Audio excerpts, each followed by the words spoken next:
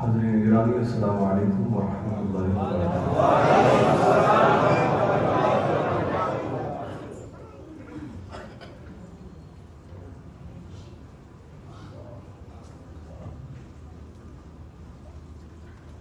الحمدللہ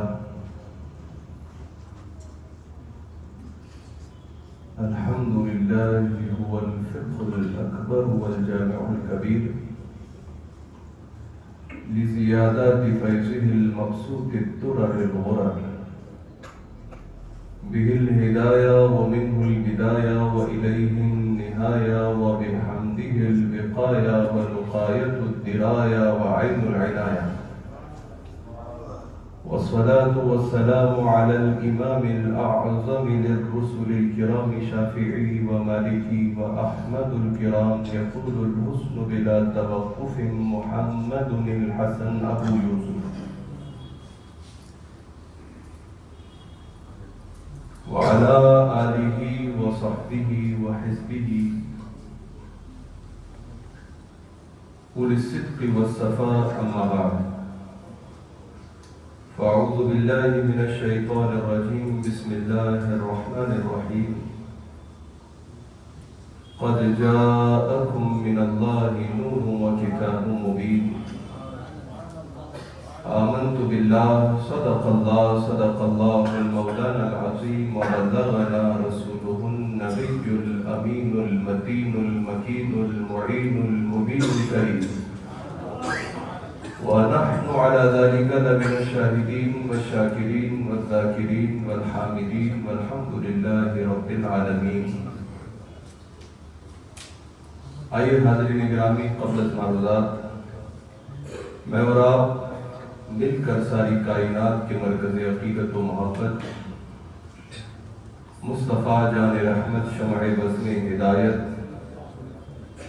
نوشہ بزم جنت عرش کی زیب و زینت فرش کی طیب و نزہت صبح کائنات کے شمس الضحیٰ شام کائنات کے بدر الدجا سرکار مکہ مکرمہ سردار مدینہ منورہ تاجداروں کے تاجدار سرکاروں کی سرکار سرداروں کے سردار خیر البشر امام الانبیاء خاتم پیغمبراں احمد مجتبیٰ محمد مصطفیٰ ارواحنا فدا صلی اللہ علیہ وسلم کی بارگاہ عالیہ میں ایک مرتبہ درود پاک کی ڈالیاں عقیدت کی تھالیوں میں پیش فرمانے، پڑھیے بابا سے بلند اللہ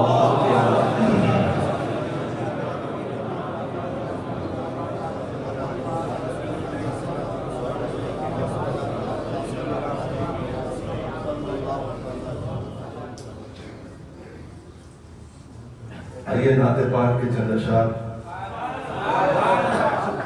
گنگنا لیں، آپ میرے ساتھ گنگنائیں گے انشاءاللہ۔ حافظ صاحب اللہ کہہ رہے تھے کہ ہمارے مقتدی حضرات اتنے اچھے نعت خواہ ہو گئے ہیں، کوئی بھی ان کے سامنے نعت پڑھو یہ ساتھ میں مل کر پڑھنے لگتے ہیں نا۔ اللہ کرے اگر یہ بات ایسی ہی ہے تو ایسا ہی ہو جائے ہے نا، ان کا ذکر کریں تو اس سے بڑھ کر کے کیا بات ہو سکتی ہے۔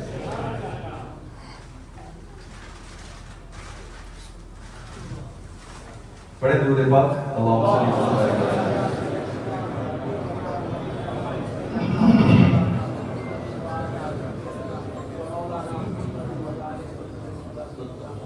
نگاہ رحمت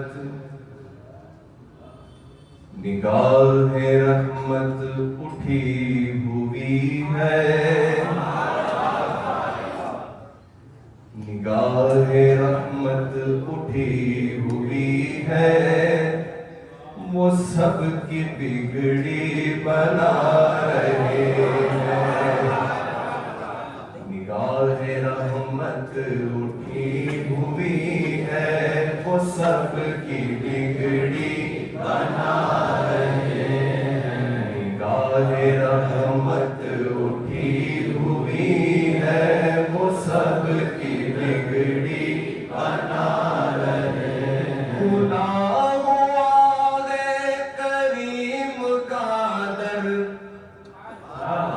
کھلا ہوا ہے کریم کا در، بھرے خزانے لٹا رہے ہیں، نگاہ رحمت اٹھی ہوئی ہے، وہ سب کی بگڑی بنا رہے ہیں، نگاہ رحمت اٹھی ہوئی ہے، وہ سب کی بگڑی بنا رہے ہیں، فلک کا سینہ دمک رہا ہے، زمین کا گلشن مہک رہا ہے،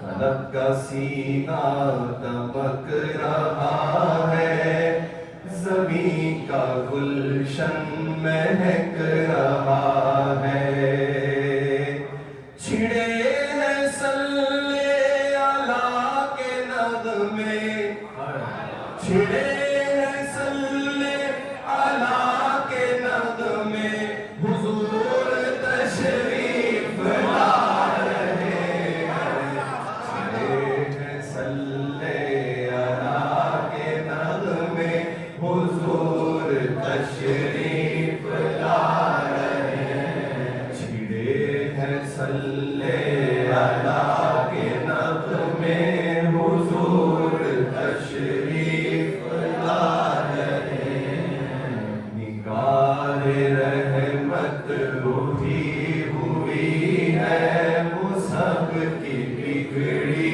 بنا رہے ہیں، نہ ان سا کوئی عظیم دیکھا، نہ ایسا در عظیم دیکھا، نہ ان سا کوئی عظیم دیکھا، نہ ایسا کوئی، نہ ایسا در عظیم دیکھا، زمانہ ٹھکرا رہا ہے جن کو، زمانہ ٹھکرا رہا ہے جن کو، انہیں وہ سینے لگا رہے ہیں،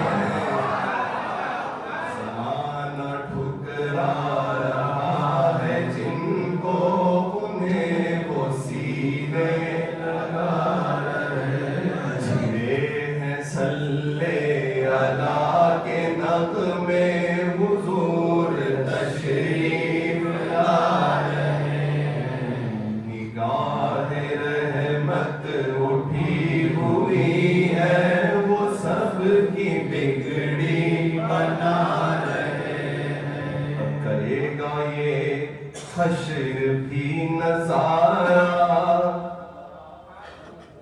بنیں گے مشکل میں وہ سہارا،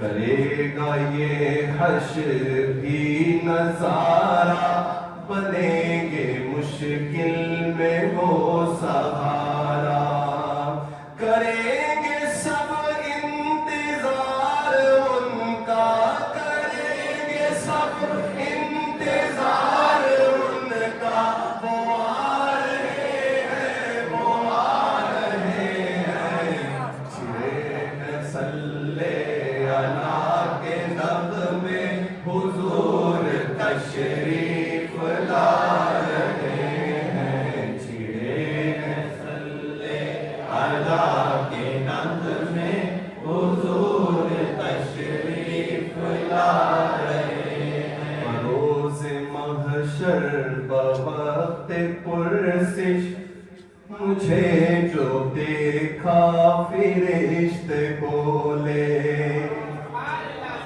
بروز محشر بوقت پرسش، مجھے جو دیکھا فرشتے بولے، ادھر پریشان کیوں کھڑا ہے، ادھر پریشان کیوں کھڑا ہے، تمہیں تو آقا بلا رہے ہیں،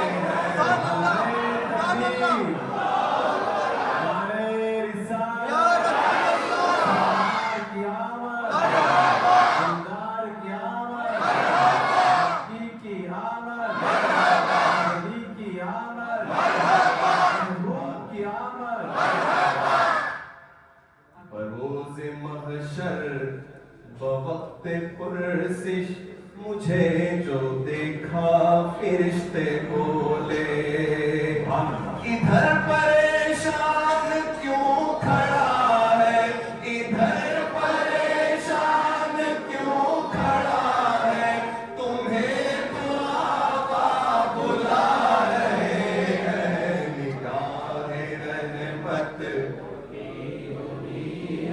وہ سب کی بگڑی بنا رہے ہیں چھڑے ہیں صلی اللہ کے نغمے حضور تشریف لا رہے ہیں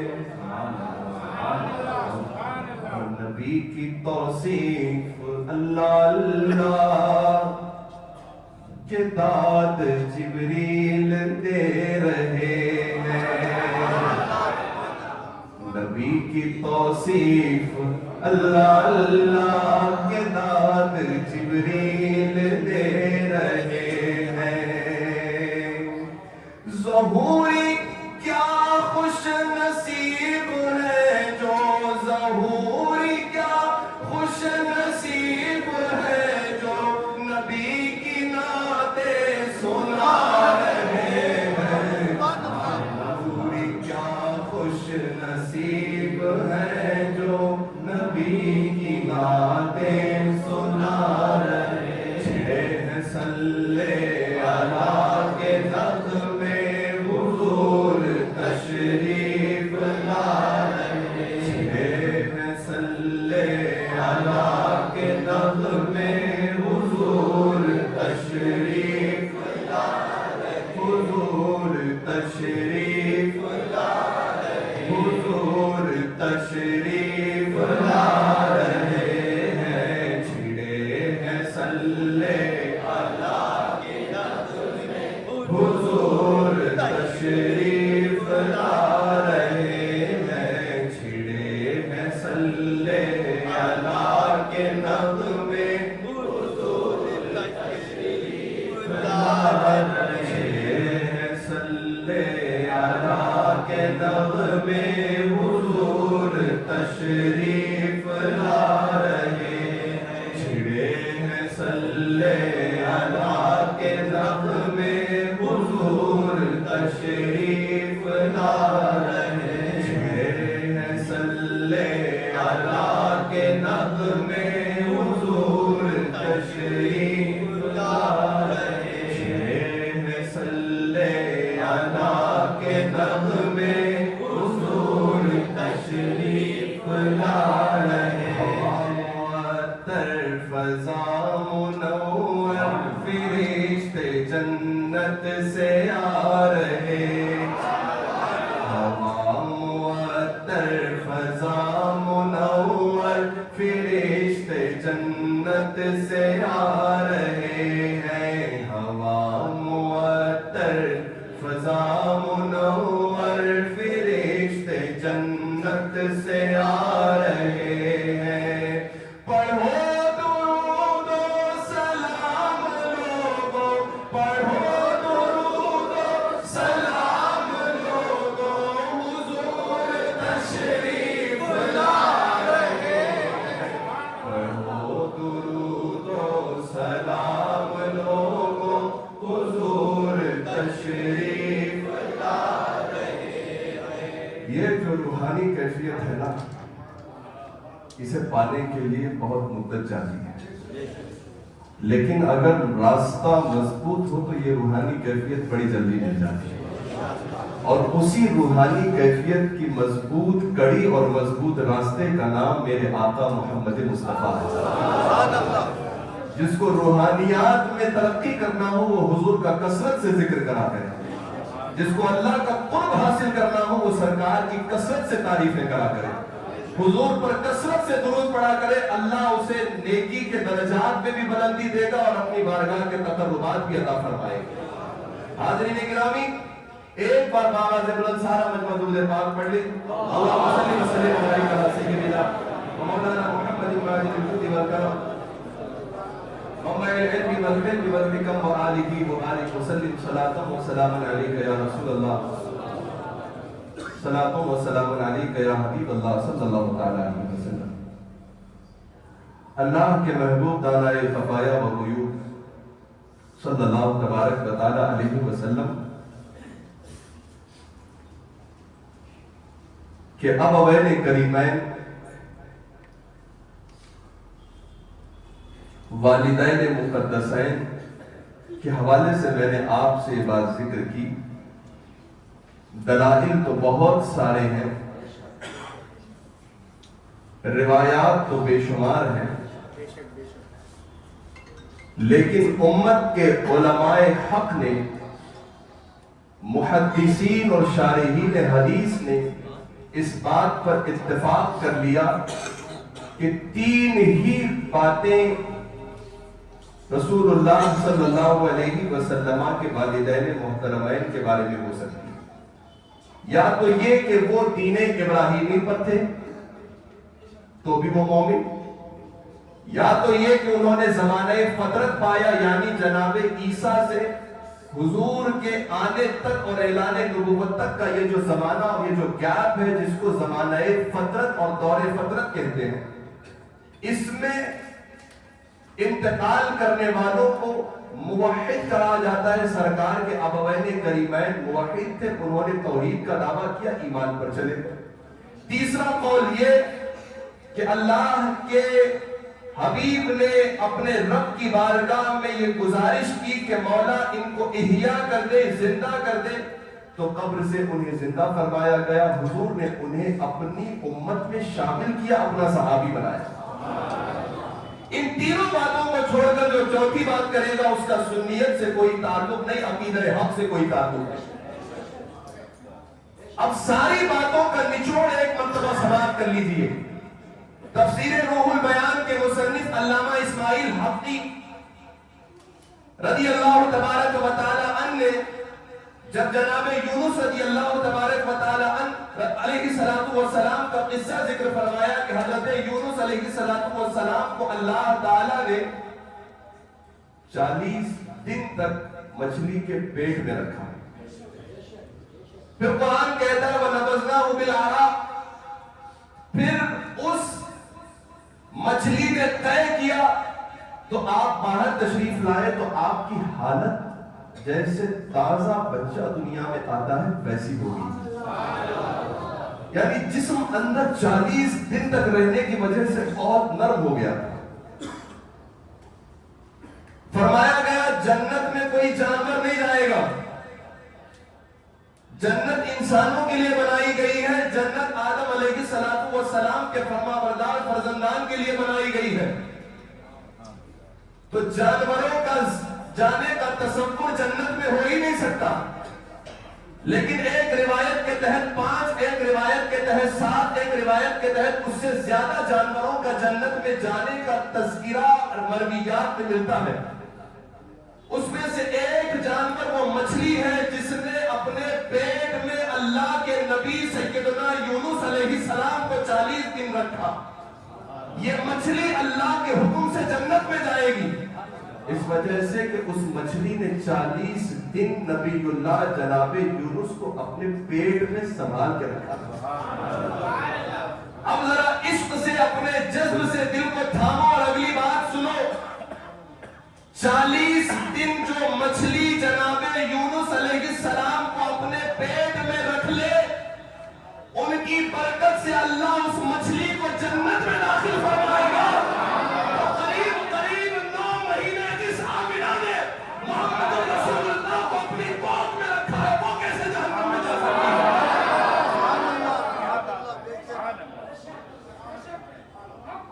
رسول اللہ جس چیز کو ہاتھ لگا دے، پڑھو حضور کے ہاتھ لگانے کی برکت کیا ہے۔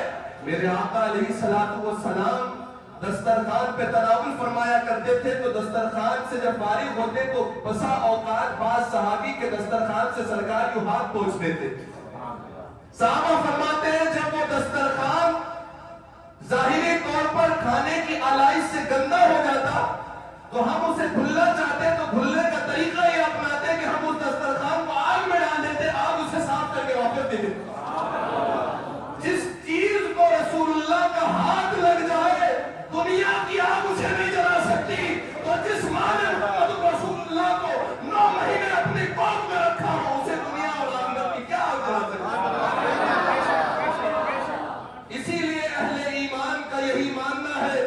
رسول اللہ کے ابوین کریمین جنتی ہیں.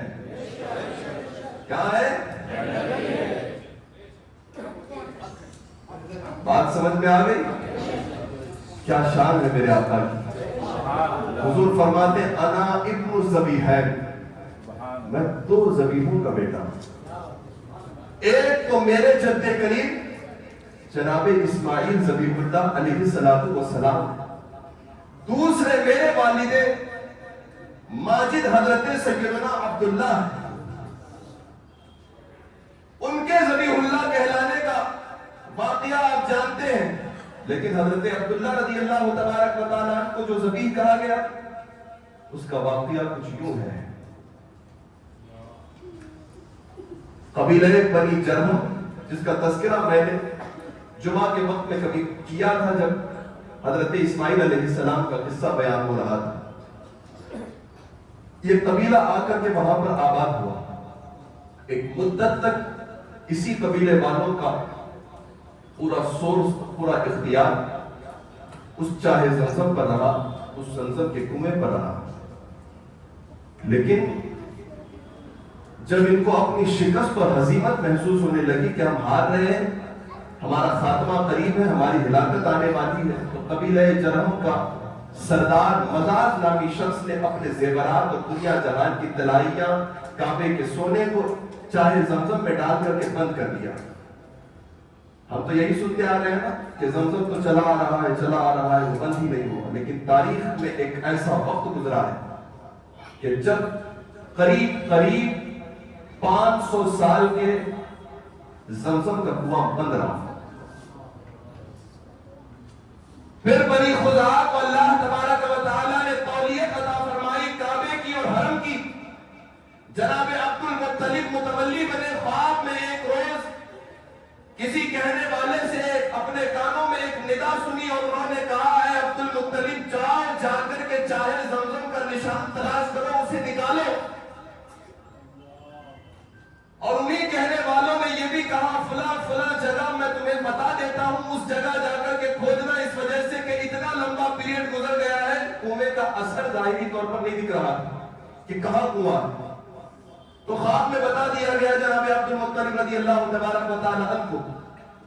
حضرت عبد المطلب رضی اللہ تعالیٰ عنہ وہ کام کرنے جا رہے تھے جو 500 سال سے ٹھہرا ہوا تھا. بڑی توجہ سے سننا بات کو، آگے بڑی دلچسپ بات ہمیں کریں گے.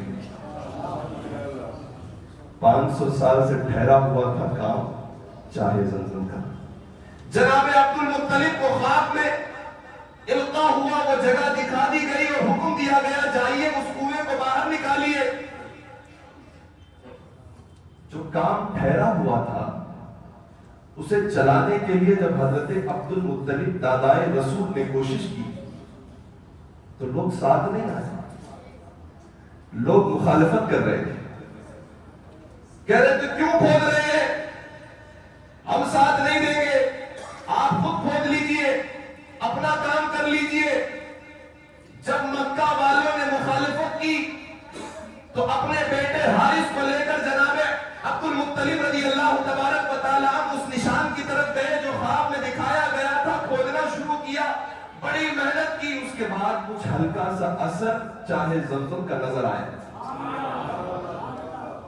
لیکن جب کوئی ساتھ نہیں آ رہا تھا، اہالیان مکہ مخالفت کر رہے تھے، کام کرنے بھی نہیں دے رہے تھے اور خود ساتھ بھی نہیں آ رہے تھے.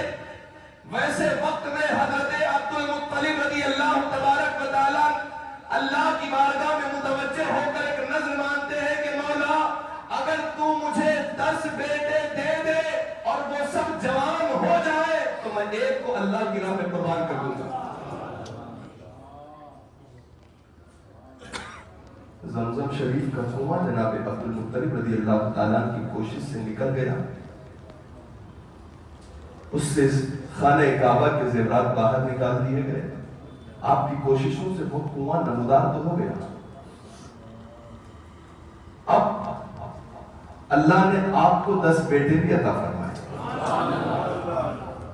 تب نہیں تھے لیکن نظر مانی کا مولا اگر 10 تو دے دے، سب جوان ہو جائیں تو ایک کو تیری راہ میں قربان کر دوں.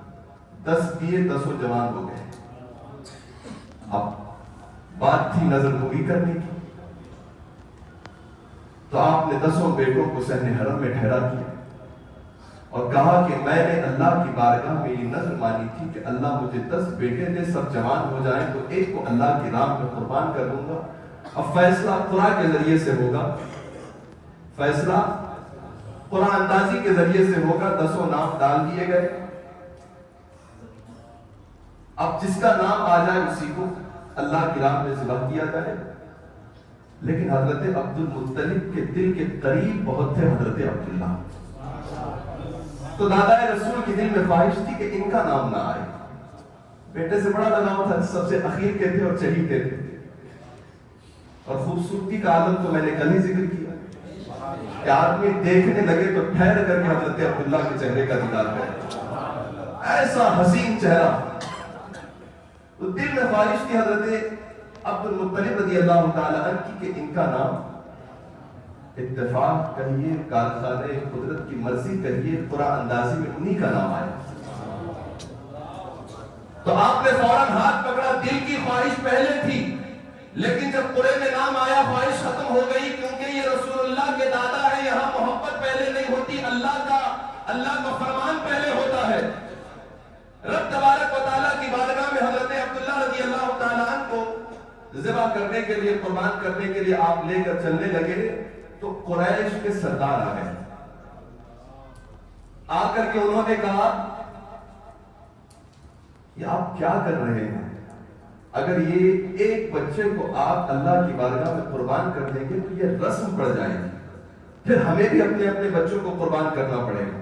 کوئی راستہ اپنا لیجئے کہ ان سے ان کی جان بھی بچ جائے اور اللہ کی بارگاہ میں حکم بھی پورا ہو جائے۔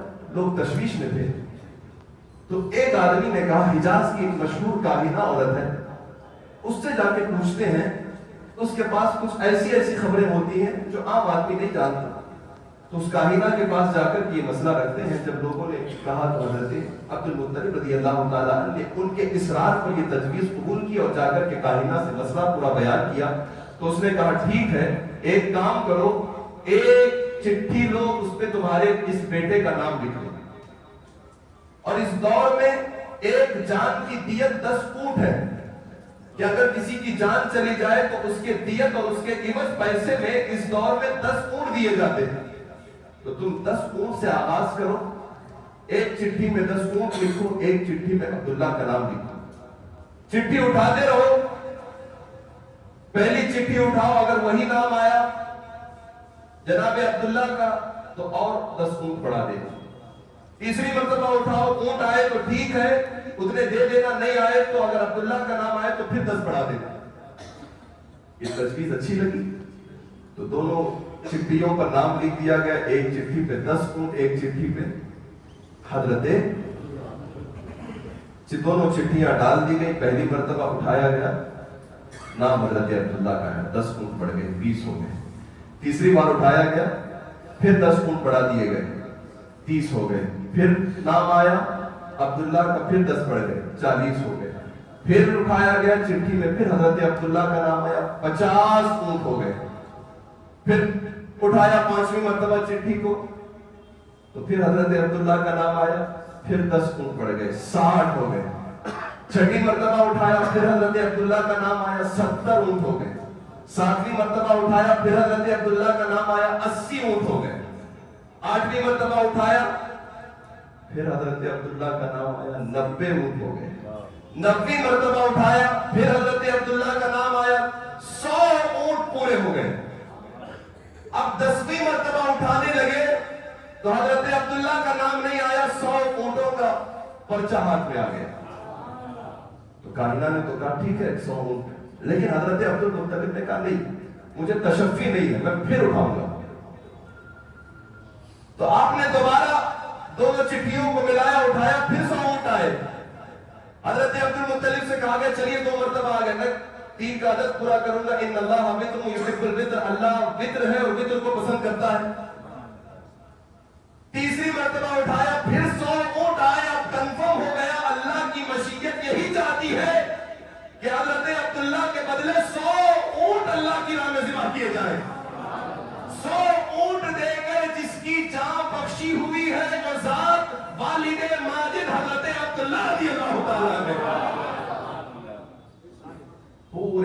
اطراف و اکناف میں چرچا پھیل گیا. اب اس واقعے سے دیکھیے عبرت کی بات یہ ہے 500 سال سے بجھا ہوا کنواں اسے نکالنے کے لیے کوشش کی گئی، جبکہ زمانہ جانتا ہے تاریخ آب زمزم کی، تاریخ چاہ زمزم کی، یہ بڑا مقدس کنواں ہے. جناب جبریل نے جس کو نکالنے میں مدد کی ہے، جو حضرت اسماعیل علیہ السلام کی ایر سے نکلا ہے، لیکن اتنا مقدس ہونے کے باوجود بھی اہالیان مکہ میں رہنے والے اور اپنے آپ کو سردار کہنے والے اس کام میں ساتھ میں نہیں آئے، مخالفت میں تھے. تو بہت سالوں بعد ہی صحیح اس علاقے کے اندر سنیت کا ایک مرکز تو بن گیا. بہت سالوں بعد ہی صحیح ایک کام تو شروع ہو گیا. اب آپ کی اور ہماری ذمہ داری ہے کہ اہل مکہ کی طرح کام کی مخالفت کریں گے یا کرنے والوں کا ساتھ دیں گے. اسی لیے اب آپ کی ذمہ داری اور میری ذمہ داری یہ ہے کہ ان رہنے والے کنواں کھودنے والوں کو پیچھے چھوڑ کر کے اپنا کام دیکھنے والے کی طرح نہ بنے، بلکہ چاہے زمزم سے آب زمزم تک جو برکت نکالنے کا کام جناب عبد المطلب نے کیا، اسی طریقے سے اس مسجد کے ساتھ جڑ کر برکتیں سمیٹنے والے بنے. حاضرین گرامی، جناب عبد المطلب رضی اللہ تبارک و تعالیٰ عنہ نے 100 اونٹ جناب عبداللہ کے بدلے دیے. تو اس نسبت سے سرکار نے فرمایا میں 2 ذبیحوں کا بیٹا ہوں، ایک تو میرے جد کریم جناب اسماعیل ذبیح اللہ، دوسرے جناب عبداللہ. اب چرچا خوب پھیل گیا چاروں طرف، بات مشہور ہو گئی کہ حضرت عبداللہ کو دیت میں یعنی اللہ کی بارگاہ سے 100 اونٹ کا پروانہ ملا. 100 اونٹ کے بدلے میں حضرت عبداللہ رضی اللہ تعالیٰ عنہ کی قربانی معاف ہوئی. اور عورتیں بڑی بڑی وقت کی رئیسہ، صاحب ثروت، صاحب تجارت عورتیں، یہاں تک کہ بادشاہوں کی شہزادیاں حضرت عبداللہ رضی اللہ تعالیٰ عنہ کا چرچا سن کر کے آپ کی طرف پیام نکاح بھیجنے لگی. بعض عورتوں نے تو ناپاک ارادے سے حضرت عبداللہ رضی اللہ تبارک و تعالیٰ عنہ کو دعوت دی، لیکن آپ کی زبان سے نکلا میں پاکیزہ چیز کو پسند کرتا ہوں کیونکہ میرا اللہ پاک ہے، میں حلال اور طیب و طاہر چیزوں کو اپناتا ہوں، مجھے گندگی سے کوئی علاقہ نہیں ہے. حضرت عبداللہ رضی اللہ تبارک و تعالیٰ عنہ کے بارے میں جناب حافظ نیشاپوری نے روضۃ الفیحاء نامی کتاب کے اندر ایک بات لکھی. آپ فرماتے ہیں ان نور النبی صلی اللہ علیہ وسلم لما صار الى عبداللہ رضی اللہ تبارک و تعالیٰ عنہ، کہ جب نور مصطفیٰ پیشانی عبداللہ رضی اللہ تبارک و تعالیٰ عنہ پہ چمکنے لگا،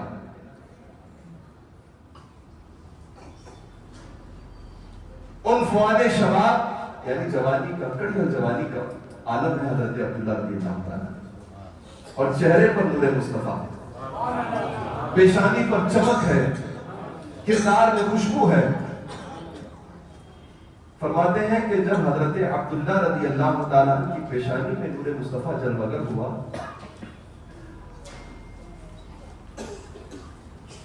تو حضور پاک علیہ السلام کی یہ والد محترم اپنا خود ذاتی تجربہ بیان کرتے حافظ نیشاپوری نے لکھا، کہتے ہیں کہ حضور کا نور جب چمک رہا تھا عنفوان شباب میں، تو جب حضرت عبداللہ رضی اللہ تعالیٰ عنہ گفتگو کرتے، بات کرتے، تو آپ کے دہنے اقدس سے، منہ مبارک سے مشک اذفر کی خوشبو آیا کرتی تھی. یستسقون فیسقون، روایت میں آیا لوگ جناب عبداللہ کے وسیلے سے اگر قحط پڑ جاتا تو دعا کرتے تو انہیں سیراب کر دیا جاتا. یہ عجیب و غریب برکات حضرت عبداللہ رضی اللہ تعالیٰ عنہ جلوگر ہونے لگے. ایک روز مقام حجر میں ایک درخت کے پاس آپ لیٹے ہوئے تھے، مقام حجر میں ایک درخت کے پاس لیٹے ہوئے تھے والد ماجد رسول صلی اللہ علیہ وسلم. تو آپ اچانک بیدار ہوتے ہیں تو دیکھتے ہیں آنکھوں میں سرما لگا ہے، بالوں میں تیل لگا ہے، اور لباس انتہائی خوبصورت اور حسین لباس پہنا دیا گیا ہے. آپ اپنے اگل بغل دیکھتے ہیں، کوئی نظر نہیں آتا، معلوم نہیں پڑ رہا ہے. وَلَمْ يَدْرِ انہو من فعل. حضرت عبداللہ رضی اللہ تعالیٰ عنہ آنکھوں میں سرما تو دیکھ رہے ہیں، بالوں میں تیل تو محسوس کر رہے ہیں، بدن پر حسین اور عالی شان لباس تو دیکھ رہے ہیں، لیکن معلوم نہیں ہے کہ کس نے کیا.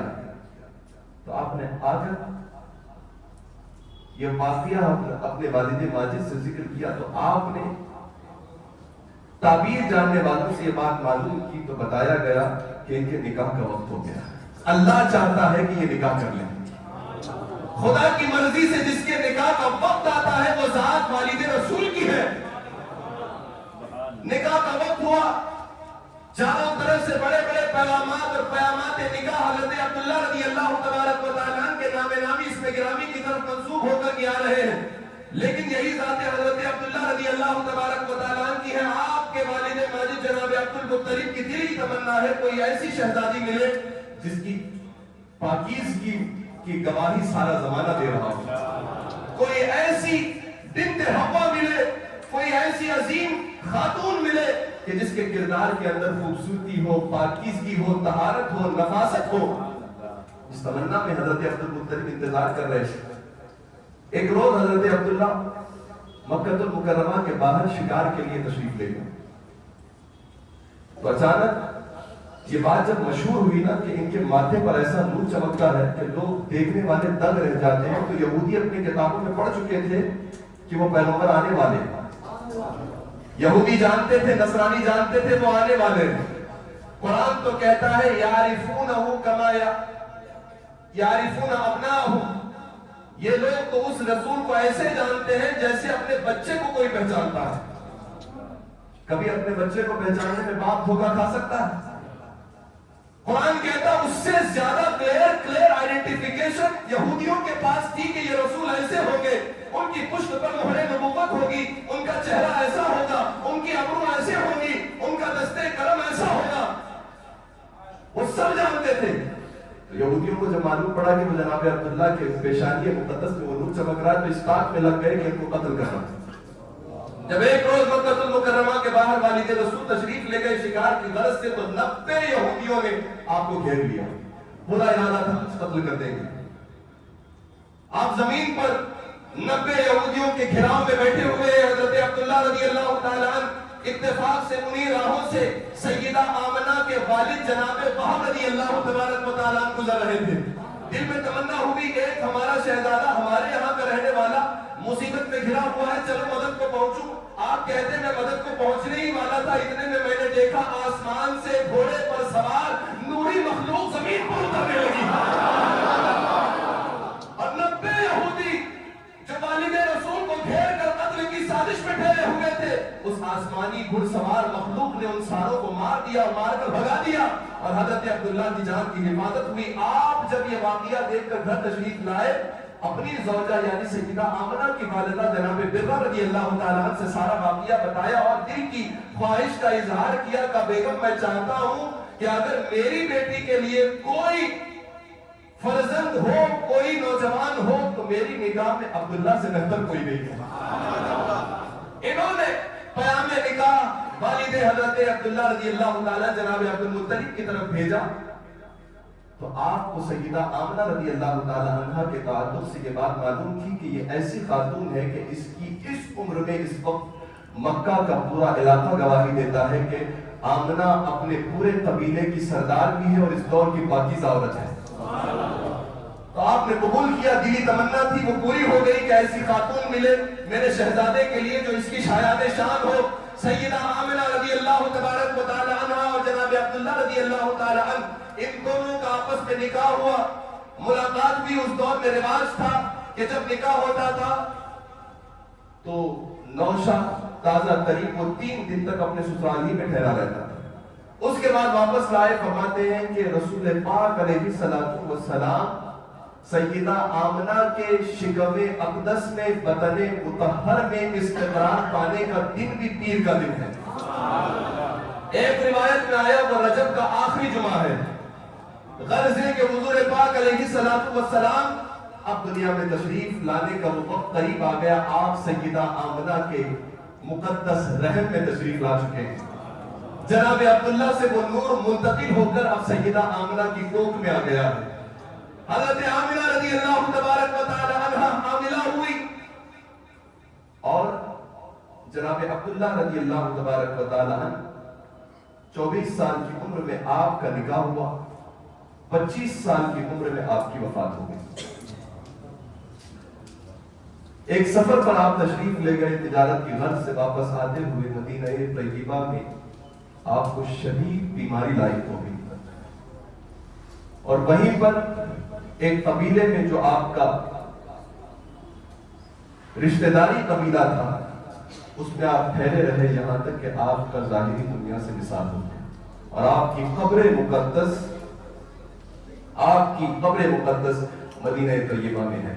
ایک روایت میں نوائے وقت کے اندر ایک نیوز پیپر نکلتا تھا، فرمایا گیا جب مسجد نبوی کو بڑا کرنے کے لیے جگہ اور توسیع کر دی گئی، 1400 سال کے بعد جب مسجد نبوی کو توسیع کیا جا رہا تھا، اس وقت جب والد ماجد حضرت عبداللہ کی قبر کو کھودا گیا تو اندر سے آثار اور خوشبو بتا رہی تھی کہ آپ پورے سلامتی کے ساتھ زندہ ہیں۔ یہ حضرت عبداللہ رضی اللہ تعالیٰ عنہ کی شان ہے۔ جب والد کا یہ عالم ہو تو پھر شہزادے کا عالم کیا ہے؟ جب حضور پاک علیہ السلام کے پدر محترم سیدنا سرکار عبداللہ رضی اللہ تعالیٰ عنہ کی شان عظمت یہ ہے تو پھر آقا کونین تو بڑا بڑا ذات ہے۔ سرکار کی ذات ہی انوکھی ہے، وہ بے مثل و بے مثال و بے نظیر ہے۔ ایسی ذات کائنات کی صفحہ ہستی پر نہ کبھی آئی، نہ صبح قیامت نہ کبھی آ سکتی ہے۔ اب سیدہ آمنہ رضی اللہ تعالیٰ عنہ کے کوکھ میں وہ نور منتقل ہو چکا ہے۔ اب وہ برکات سیدہ آمنہ رضی اللہ تعالیٰ عنہ دیکھ رہی ہیں جو برکات اور خواتین کو نصیب نہیں ہوتی۔ اب حضرت آمنہ رضی اللہ تبارک و تعالیٰ حمل والی عورتیں، آپ نے اپنی زندگی میں شادی شدہ جوڑوں نے تجربہ کیا ہوگا، جب بچہ استقرار پاتا ہے تو عورتوں کو طرح طرح کی چیزیں، درد، تکلیف، قید، الٹی، نہ جانے کیا کیا چیزیں لاحق ہو جاتی ہیں۔ لیکن حضرت آمنہ کہتی ہیں مجھے جب حضرت رسول اقدس علیہ السلام کا استقرار حمل ہوا تو عام عورتوں کی طرح نہ مجھے کوئی تکلیف محسوس ہوئی نہ کوئی درد ہوتا تھا۔ میں بڑے آرام سے اور پورے سادے انداز میں جیسے عورتیں رہتی ہیں ویسے ہی رہا کرتی تھی، یہاں تک کہ حضرت آمنہ رضی اللہ تبارک و تعالیٰ عنہ کی سیرت طیبہ کے حسین گوشے بتاتے ہیں کہ جب استقرار حمل ہوا تو کیسے کیسے عجائبات سیدہ آمنہ نے ملاحظہ فرمائے، کن کن نبیوں کے سلام آتے تھے، قرآن بہشت کے سلام آتے تھے، غلمان بہشت کے سلام آتے تھے، انبیاء کی مختلف ٹکڑیاں سلام بھیجا کرتی تھی، اللہ تبارک و تعالیٰ کی غیبی تائید کیسے ہوا کرتی تھی، جن گلیوں سے جایا کرتی تھی خوشبو مہکا کرتی تھی۔ حضرت آمنہ رضی اللہ تعالیٰ اپنی زندگی کے وہ نئے نئے تجربات جو رسول اللہ کے حمل کے بعد ان کی زندگی میں رونما ہونے لگے، جب وہ ان کو بیان کرتی ہیں تو اللہ جب وہ پڑھتے ہیں تو آنکھیں ایسی کھل جاتی ہیں کہ جب اللہ کے حبیب ابھی دنیا میں نہیں آئے، ابھی وہ ماں کی کوکھ میں ہے تو ان کی برکتوں کا عالم یہ ہے، جب وہ دنیا میں آ رہے ہوں گے تو کیا کیا برکتیں خیر ہوگی۔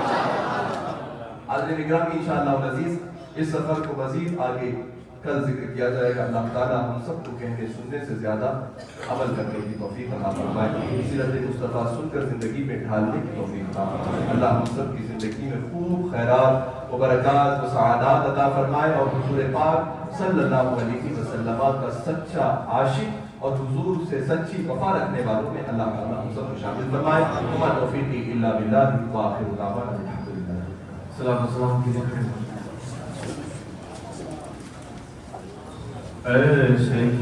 شاہ مدینہ الصلاۃ والسلام زینت عرش معلا، زینت عرش معلا الصلاۃ والسلام اے شہنشاہ مدینہ الصلاۃ پڑھتے رہو تم اپنے آقا پر درود، مومنوں پڑھتے رہو تم اپنے آقا پر درود، مومنوں پڑھتے رہو تم اپنے آقا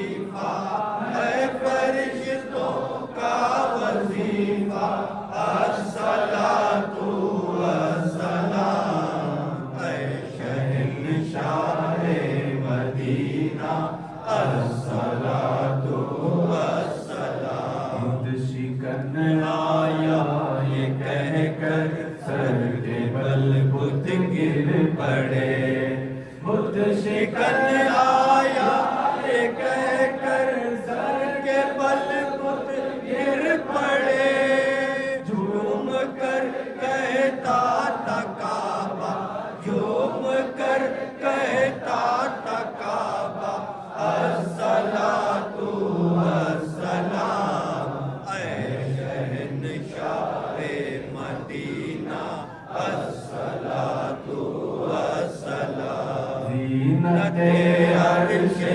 मौला ज़ीनते अर्शे मौला अस्सलातु वस्सलाम सर झुका कर बाअदब इश्क़े रसूल अल्लाह में सर झुका कर बाअदब इश्क़े रसूल अल्लाह में सर झुका कर बाअदब इश्क़े रसूल अल्लाह में सर झुका कर बाअदब इश्क़े रसूल अल्लाह में कह रहा था हर सितारा कह रहा था हर सितारा अस्सलातु वस्सलाम ऐ शहंशाह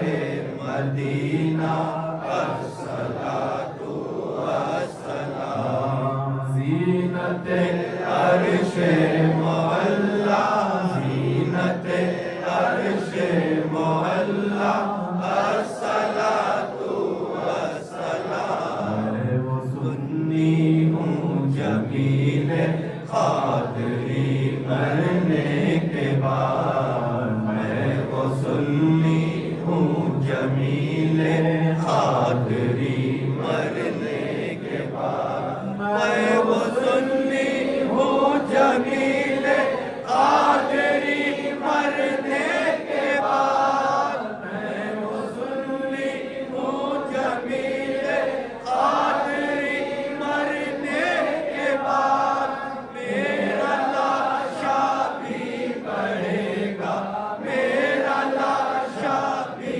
पड़ेगा अस्सलातु वस्सलाम ऐ शहंशाह मदीना अस्सलातु वस्सलाम ज़ीनते अर्शे मौला ज़ीनते अर्शे मौला अस्सलातु वस्सलाम ऐ शहंशाह मदीना अस्सलातु वस्सलाम والسلام عليك يا رسول الله الصلاة والسلام عليك يا حبيب الله وعلى آلك وأصحابك يا شفيعنا يوم الجزاء بحرمة الفاتحة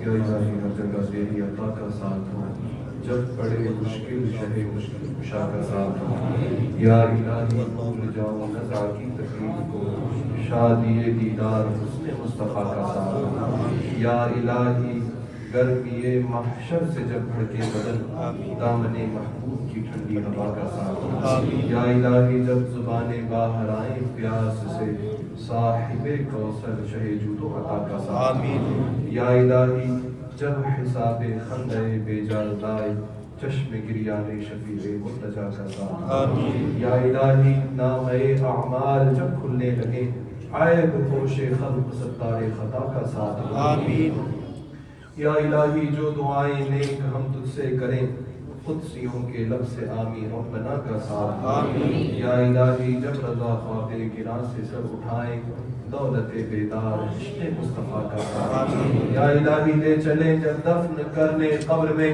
غوث اعظم بے شفائے اولیاء کا ساتھ آمین۔ کریمہ بندہ نوازہ مالک بادشاہ پروردگار عالم، آج کی اس بابرکت محفل پاک کو جو ابتدا سے لے کر اب تک سجائے رکھا گیا ہے، نعت و مناقب، حمد، حضور پاک علیہ السلام پر درود، مواعظ حسنہ، صلاۃ السلام، یہ تمام چیزیں پیش کی گئیں۔ پروردگار اس کے ادا کرنے میں، آنے میں، سننے سنانے میں، پڑھنے میں جس قسم سے بھی ہم سے غلطی جانے انجانے میں سرزد ہوئی ہو، اپنے حبیب کے صدقے معاف فرما۔ آمین۔ جو کچھ صحیح ہے تمام و انصراف کا اسے اپنی بارگاہ میں قبول فرما لے۔ پروردگار عالم تیری شان کے لائق جو کچھ ثواب تو ہمیں عطا فرمائے، اسے ہم ہدیتاً تحفتاً سب سے پہلے ہمارے آقا سرور کائنات فخر موجودات محبوب کبریا احمد مجتبی محمد مصطفیٰ صلی اللہ علیہ وسلم کی بارگاہ مقدس کو پیش کرتے قبول فرما لے۔ حضور پاک صلی اللہ علیہ وسلم کے صدقہ و توسل سے جملہ انبیاء کرام، مرسلین اعظام، کل صحابہ، صحابیات، تابعین، تابعات، اتباع تابعین، اتباع تابعات، ائمہ مجتہدین، جملہ شہداء ملت، جملہ اغواث، اقطاب، ابدال، نجبا، نقبا، صالحین امت، عامہ مومنین، مومنات، مسلمین، مسلمات کی ارواح طیبات پر پیش کرتے قبول فرما لے۔ پروردگار عالم تن حاضرین میں جتنے لوگوں کے با ایمان اہل خاندان گئے ان تمام کی روح اس کا ثواب پیش کرتے قبول فرما لے۔ پروردگار عالم آج کے اس آنے کو تیری بارگاہ میں قبول فرما۔ پروردگار عالم اس محفل پاک کی برکت سے ہم سب کی زندگی میں در آئی مصیبتوں کو دور فرما، گناہوں سے توبہ کرنے کی توفیق عطا فرما، سچائی کے راستے پر قائم رہنے کی توفیق عطا فرما۔ پروردگار عالم ہم سب کے صغائر اور کبائر کو معاف عطا فرما، جانے انجانے میں ہوئی جملہ خطاؤں کو معاف عطا فرما۔ اے کرم فرمانے والے رب، ہم سب کی زندگیوں میں سیرت مصطفیٰ کو اپنا کر نور پیدا کرنے کی توفیق عطا فرما۔ پروردگار عالم جھوٹ سے، چغلی سے، غیبت سے ہم سب کی حفاظت عطا فرما، حسد، بغض، کینے سے ہم سب کے سینوں کو پاک فرما۔ پروردگار عالم حضور پاک صلی اللہ علیہ وسلم سے سچا عشق کرنے کی توفیق عطا فرما۔ جو عشق ہمارے اکابر، ہمارے اسلاف اور ہمارے اخلاق میں تھا، پروردگار عالم اس عشق کی رمق ہم سب کے سینوں کو عطا فرما۔ اے پروردگار عالم حضور سے سچی محبت عطا فرما، ان کی آل سے سچی مودت عطا فرما، ان کے اصحاب سے سچی عظمت ہم کو عطا فرما۔ پروردگار اہل سنت کے پاکیزہ راستے پر صحیح دل سے قائم رہنے کی توفیق عطا فرما۔ ہم سب کو منافقین کے نفاق سے، اشرار کے شر سے، بد مذہبوں کی بد مذہبیت سے، بدعقیدوں کی بدعقیدگی سے حفاظت عطا فرما۔ اہل حق کا بول بالا فرما، اہل سنت کا بول بالا فرما، سارے سنیوں کا بول بالا فرما، پورے اہل اسلام کا بول بالا فرما، اہل ایمان کا بول بالا فرما۔ پورے زمین پر جس کونے میں بھی پروردگار مسلمان بھائی بہن پریشان حال ان کی پریشانیوں کو دور فرما، جو مصیبت زدہ ہیں ان کی مصیبتوں کو دور فرما، جو مریض ہیں پروردگار انہیں شفا عطا فرما۔ پروردگار عالم جو قرض میں دبے ہوئے بارے پر سے سبوت دوشی عطا فرما۔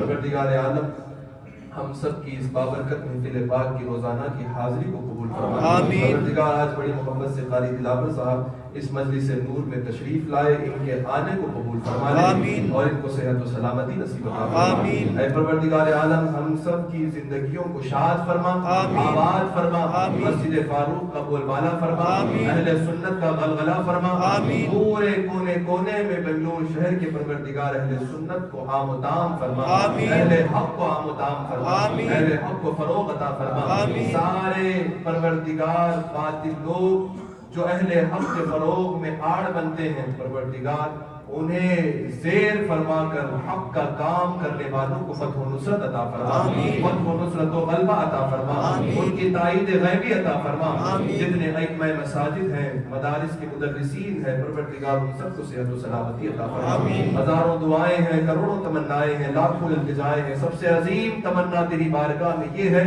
جب تک اس دنیا میں رکھ ایمان کے ساتھ رکھ، جب اس دنیا سے اٹھا تو مذہب حق اہل سنت و جماعت جسے پہچان کے لیے مسلک اعلیٰ حضرت کہا جاتا ہے، اس پر قائم رہتے ہوئے اس دنیا سے جانے کی توفیق عطا فرما۔ جو مانگا وہ دے دے، جو مانگنے سے چھوٹ گیا تو بہتر جانتا ہے تیرے بندوں کے لیے کیا اچھا کیا برا، جو تیرے نزدیک ہمارے لیے اچھا ہو وہ ہمیں عطا فرما۔